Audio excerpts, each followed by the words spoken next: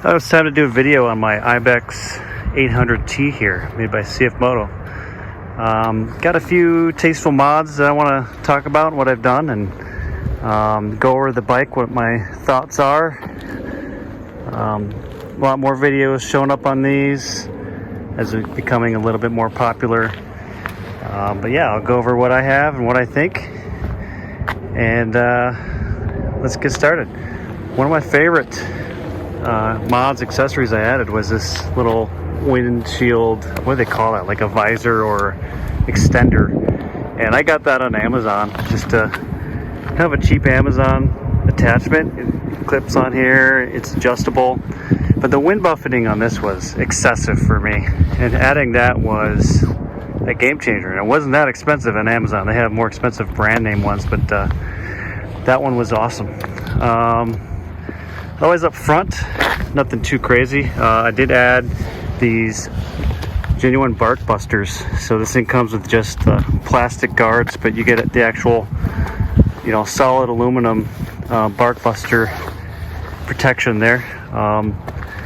Moving on, got the double take adventure mirrors. Those are the top pick amongst most riders in this kind of ADV market. And then let's go to the cockpit here. This is such a fun setup here. I got the ZUMO XT2, right stacked on top of the the TFT there, and nice little mount that you can get on eBay for this. And another company makes this mount here, and I have it hardwired in, so when I turn the bike off, it powers off, and vice versa. And I like this so much that I probably look at this screen more than I look at this screen. It shows, GPS speed. I can do, that's a whole different video really, but I highly recommend that ZUMO XT2. That's been an awesome addition to the riding experience. And like a lot of people, I've taken the stickers off, so there's no more yellow on here. I took the yellow off the front, took the yellow off the sides, and I think it cleans it up really well. You can see here, it's just nice and silver and sharp. Yeah, it's a good looking bike. My biggest pet peeve on the, or gripe I guess you'd say, on the looks are the gold wheels, but that's just me. Some people love the gold wheels. I would love to have just like black wheels, to be honest. I don't mind the spoked, they work well. Moving on, I got these engine guards. Now this is just like a Chinese AliExpress type product, which a lot of people are using on this bike, but I got those. I ordered those on Amazon, and I'll be 100% honest, I have tipped over a few times, and they've done their job. It was just slow speed stuff, and I was glad that I had them.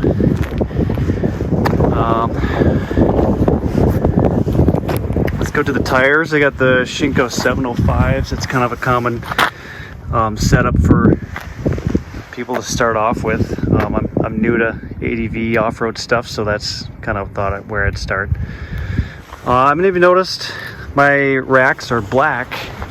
So those are actually made by the company called Shad, and Shad has a whole system for this bike. Sorry, I'm trying to get the sun here in the right spot, but they have a whole system for this bike, and you put on their racks, and then they have hard panniers and soft panniers that go on those racks. So for now, I actually have a set of the hard black aluminum panniers for this. Don't have them on at the moment, but I want to get actually their soft set now. It's called the TR40, I think. So that's next. I'm going to get the soft set, and they just hang on the same rack there. So I think that's a cool design. Yeah. Otherwise, here, Leo Vinci exhaust. Now this is the real one. There's the knockoff one also on AliExpress, but this one shipped from Italy. It sounds really good. I got the baffle, removed.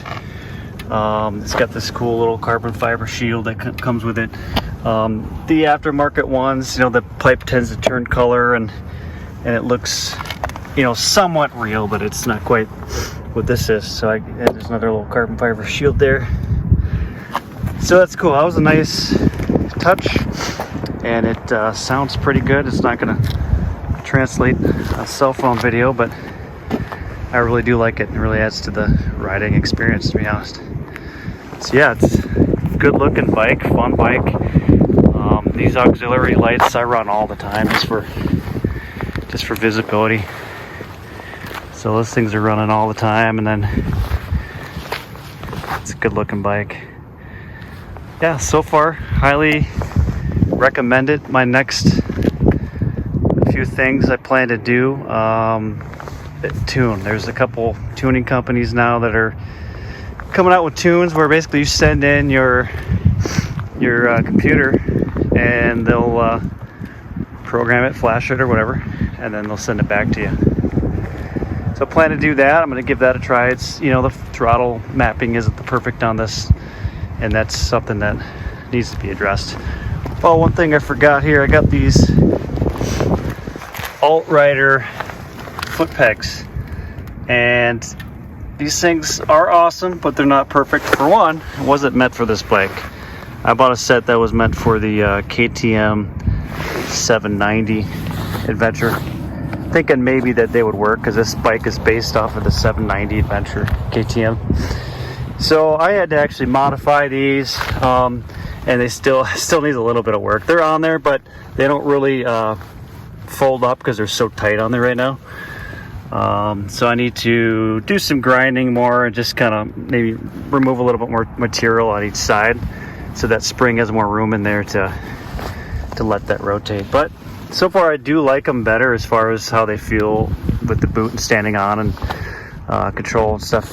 I have to adjust the shift lever yet, figure out if I can get that higher, or maybe put an aftermarket one on, because I've accidentally knocked it down to neutral already once because of those pegs, and just harder to kind of feel where that lever is. But yeah, overall I think that is it. I did do the call it the one finger clutch mod, so that is a part here that I did install, so that's been really nice as well. You can see the Alt-Rider pegs on the side as well. So yeah, fun bike. Haven't been off-road much yet with it. But yeah, I have no issues with this bike, and other people, we have a Facebook group called CFMOTO Ibex North American owners, and in that group a lot of questions. People are asking, do you still like the bike? Would you recommend it? What would be your other choice?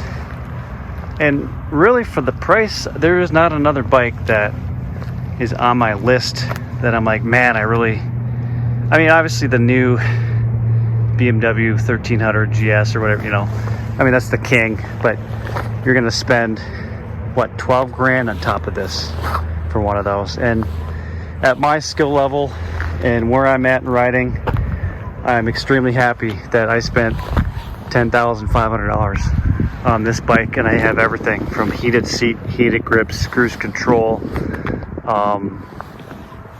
quick shifter, the TFT. It's just, I'm probably forgetting things, and it's just a really good package. Still dialing it in, but yeah, it's been fun. And yeah, I'm gonna get back on the road. Hope you enjoyed the video, and hopefully this makes some of your decision making easier. There's a bunch of videos on this by now out there, but here's my version of what I'm running for the Ibex 800T. See you guys.